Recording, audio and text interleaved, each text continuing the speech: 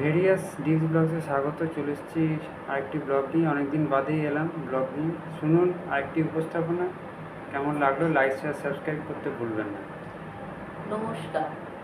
আজকেও আমি আশাপূর্ণা দেবীর লেখা আরেকটি গল্প পড়ে শোনাব। গল্পটির নাম প্রহরী। বিদায় দিতে টুলুর মাও দরজা পর্যন্ত এলেন। হাসি মুখে বললেন, হে এবার তো লজ্জা ভাঙল, এসো আবার। পম্পা জুতোর ঘুমটি আঁটছিল। মাথা তুলে জুতোর হাতটা ঝাড়তে ঝাড়তে শুকনো গলায় বলল, লজ্জা আবার কি?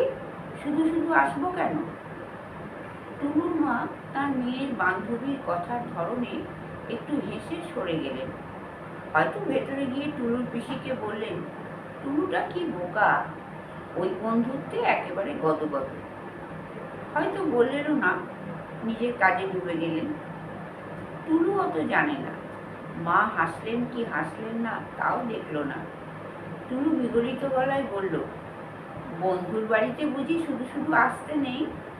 আসিস রে আবার, কি ভালো যে লাগলো আজ। পম্পা বন্ধুর এই আবেদনে কিছুমাত্র নরম হলো না। রুক্ষ গলায় বলল, তার মানে তুই চাস রোজ আমাদের গাড়িটা ভাঙুক, কারখানায় পড়ে থাকুক, আর রোজ বৃষ্টি পড়ুক, কেমন? সুন্দরী বান্ধবীতে বিমুগ্ধ টুলু একথা বলে উঠতে পারল না। গাড়িতে তো তো রোজই ভাঙে বাবা, মাসের মধ্যে 20 দিনই তো কারখানায় পড়ে থাকে, সে কি আমি চাই বলে? টুলু বন্ধুর এই অহেতুক উষ্মায় থতমত খেল। ভয়ে ভয়ে বলল, তা কেন চাইব রে? গাড়ি থামিয়ে বুঝি আসা যায় না? না, যায় না। পম্পা বোধ করি নিজের রুক্ষতাকে একটু পালিশ দেয়। রুক্ষতার একটা কারণ দর্শিয়ে সভ্য করে বলে, নিজে গিয়েছিস একদিনও? টুলু হাঁপ ছেড়ে বাঁচে। টুলু অন্ধকারে আলো দেখতে পায়, তাই আরো বিগলিত হয়ে ঘাড় কাত করে বলে, এবার ঠিক যাব দেখিস, তুইও আসবি কিন্তু। পম্পা উত্তর দেয় না। পম্পা যেন শুনতে পায় না। খুব তোলা জুতোই খট খট শব্দ করতে করতে এগিয়ে যায়। এখান থেকে অথবা স্কুল থেকে এমন কিছু দূর নয় পম্পার বাড়ি, গাড়ির রাস্তাই নয়। তবু মাসের মধ্যে 10টা দিনও জোড়াতালি দেওয়া অনেক হাতঘোরা ওই ভাঙা গাড়িটায় চড়ে স্কুলে আসতে হয় পম্পাকে।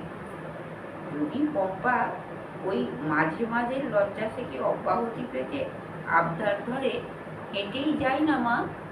পম্পার মা অবাক হয়ে বলেন, হেঁটে যাবে? হেঁটে হেঁটে স্কুলে যাবে তুমি? কত মেয়েই তো যায়। পম্পার এই যুক্তিতে পম্পার মা রেগে ওঠেন। তাঁর সর্বদা রুজ মেখে তামাটে হয়ে যাওয়া মুখটা লাল হয়ে যায়। চেঁচিয়ে চেঁচিয়ে বলেন, খালি মুখে মুখে তর্ক। স্কুলে তো আর কোনো ম্যানার্স শেখায় না, এইটি শেখায়। হবে না কেন? যেমন বাজে স্কুল আর যেমন বাজে পাড়া। যে মেয়েরা হেঁটে যায় তাদের গাড়ি নেই বলেই যায়, বুঝলি? বাজে পাড়ায় কেন পড়ে আছেন পম্পার মা? আর বাজে স্কুলে মেয়েকে ফেলে রেখেছেন কেন? পম্পা সে প্রশ্ন করতে এখনো শেখেনি বলেই হয়তো সর্বদা এই ধিক্কারের গুলিটা আওড়ে নেন পম্পার মা।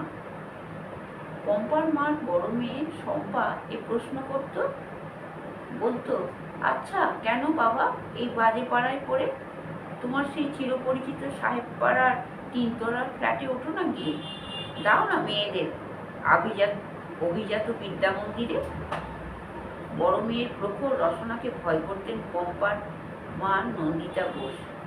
অভিমানের গলায় বলতেন, তোমাদের বাবা যে এখন আর নেই সেটা বোধহয় ভুলেই গেছো।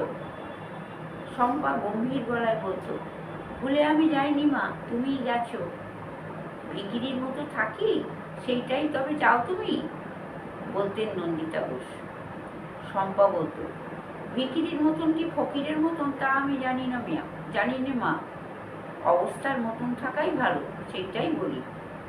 বাড়ি ভাড়ার দায়ে বাড়ির সব ফার্নিচারগুলো যখন ছেড়ে চলে আসতে হয়েছে, আবার কেন ভাড়া করা সোফা সেটি কার্পেটের ধুলোয় ঘর বোঝাই করছো? নন্দিতা ঘোষ মেয়েদের কথায় বসে পড়তেন। অবাক হয়ে বলতেন, কেন করছি? ওগুলো না হলে চলবে? কেন চলবে না? নন্দিতা বোসের বড় মেয়ে মাকে যেন ধূলিসাৎ করে দিত। সাজানো ড্রয়িং রুম, ডাইনিং রুম নেই, ফ্রিজ নেই, রেডিওগ্রাম নেই, গাড়ি নেই, ড্রাইভার নেই, এমন বাড়ি কি কখনো দেখনি তুমি? এ পাড়ায় তো অনেকেরই নেই ওসব। মানুষ নয় তারা? শুনে নন্দিতা উত্তেজনায় ফেটে গিয়ে প্রায় ফেইন্ট হয়ে যেতেন। বলতেন, নিজের সঙ্গে আমার তুলনা করছিস তুই? করতে পারছিস? ওই যারা ছাদে উঠে বড়ি লাগায়, বিছানা রোদে দেয়, তাদের সঙ্গে তোর মার তুলনা করতে মনে একটু কষ্ট হলো না? শম্পা বড় শক্ত মেয়ে। শম্পা মার এই ভেঙে পড়া অভিমানেও টলতো না। বলতো, তোমার এই দারিদ্র ঢাকবার দীনতা দেখে যে আরো কষ্ট হয় মা। ঈশ্বর জানেন কোথা থেকে কি করো তুমি। তবে তুমি যদি ওই গোলক ধাঁধার মধ্য থেকে বেরিয়ে এসে ওদের মতো ছাদে বড়ি দিতে পারতে না, হয়তো তুমিও বাঁচতে, আমরাও বাঁচতাম। একই রকম কড়া কড়া আর নিষ্ঠুর কথা ছিল বড় মেয়ের। তার সে মেয়ে বিয়ে করে বরের ঘরে চলে গেছে। নন্দিতা বোস বেঁচেছেন। সেই হাওয়াতে জামাইকে দু চোখে দেখতে পারেন না নন্দিতা। এখন সব আশা পোষণ করেছে এই ছোট মেয়েটিকে ঘিরে। এটি তার মনের মতো, তাকে জমের মতো ভয় করে। যেটুকু যা প্রতিবাদ জানায় আবদারের সুরে, দিদির মতো কড়া গলায় নয়। অথচ বাইরে ইতিমধ্যেই চড়া গলায় কথা বলতে শিখেছে, লক্ষ্য করেছেন নন্দিতা। বলে পুলকিত হয়েছেন। বাড়ির চাকর শম্পার ভয়ে কাঁটা হয়। ড্রাইভারকে শম্পা শাসনের সুরে নির্দেশ দেয়। শাড়ি ধরেনি, স্কার্টের কাল চলছে এখনো, তবু ডাঁট হয়েছে। মনের অগোচরে চিন্তা নেই, নন্দিতার গোপন ইচ্ছা মেয়েটাকে সিনেমায় নামানো। সেই চেষ্টাতেই ঘোরাঘুরি করছেন, একে ধরছেন তাকে ধরছেন। নামালে এই কম বয়স থেকেই নামানো ভালো। কিছুটা উপশব্দ নন্দিতার হাতে আসবে। বড় হয়ে গেলে বিশ্বাস নেই। মেয়ে সন্তান, বেইমানের চাপ। বেইমানি করতে শেখার আগেই যদি নন্দিতা এই বিরক্তিকর পাড়া থেকে উঠে যেতে পারে, যদি গৃহসজ্জার কিছু উপকরণ কিনে নিতে পারেন, যদি কিছু নগদ টাকা ব্যাংকে ভরে ফেলতে পারেন, বাকি জীবনটা আর উচ্চবৃত্তি করে কাটাতে হয় না। তবে এইসব চিন্তা আর এসব চেষ্টা নিতান্ত সংগোপনে রেখেছেন নন্দিতা।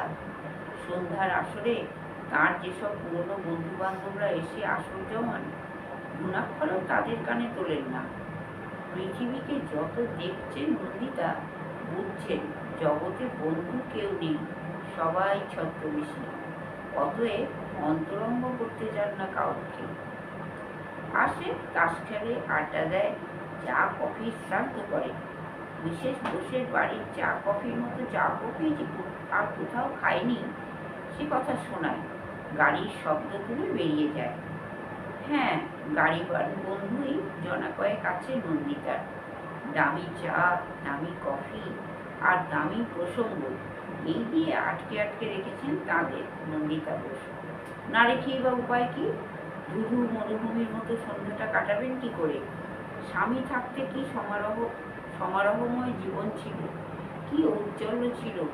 এইসব সন্ধ্যাগুলিতে কত সব প্রতিষ্ঠাপন্ন ব্যক্তিরা আসতেন, কি জমজমাটি তাসের আড্ডা চলত।